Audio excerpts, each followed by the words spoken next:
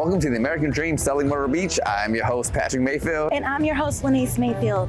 Today we are here at the Myrtle Beach Jazz Festival, which is right here on Carver Street in Myrtle Beach, South Carolina. It's also home to the Charlie's Place, which is a historic building right here that hosted many legendary jazz artists like Billie Holiday, Duke Ellington, Little Richard, and so many more. We're going to be diving into Myrtle Beach's rich heritage, culture, and also music scene. And let's not forget about the food also. So come on, let's dive in. Mickey, could you just tell me a little bit more about the Myrtle Beach Jazz Festival, the history behind it, and how it came to be?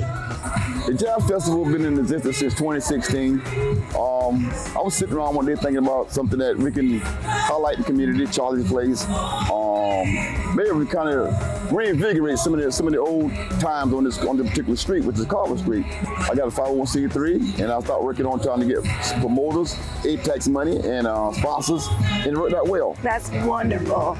We love to hear it. So tell us more about your inspiration behind why you started and what really ignited you to want to do this jazz festival. I love music, and I like all kind of music.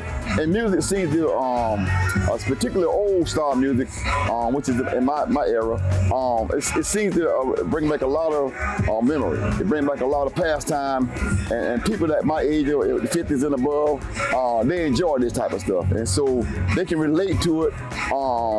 It's like a homecoming. A lot of folks who live in Myrtle Beach, of all races, they went to school here. Conway, all throughout Horry County, come home, people you ain't seen in 20 and 30 years. So it brings everybody back home again, that they appreciate coming to the neighborhood and knowing that there's something here that used to be here, it's back again, but it's in an old, different form. I love that. I love that you are bringing the community back together and revitalizing music in this area.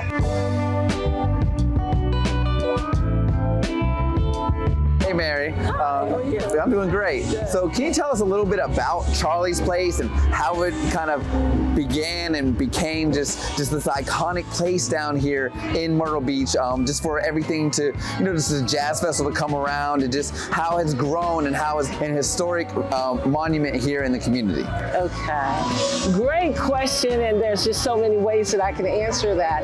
Well, I'm going to first say that we're very proud of the growth and the coming together that it's brought to the community. My husband, who is Herbert Riley, he went out and he went to our neighbors that are elderly. Some of them actually danced and partied at Charlie. So he got a lot of good information, and with that information, he presented it to the city and folks that could help us with the idea, and wow, here we are. So that is amazing.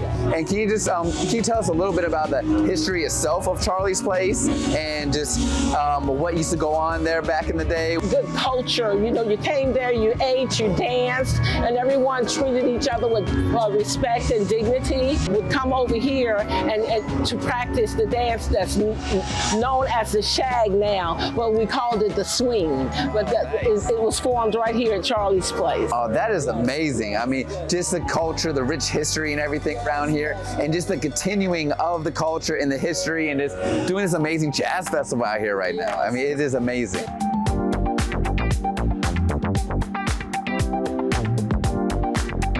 Thank you so much for joining us along this incredible journey where we wrap up this episode of the American Dream Selling Myrtle Beach right here at the Jazz Festival in Charlie's Place. And we just want to say thank you so much for coming along on this journey with us as we bridge the gap between the past and the present with Myrtle Beach's incredible music scene. Again, I'm your host, Lenice Mayfield. And I'm your host, Patrick Mayfield. Until next time.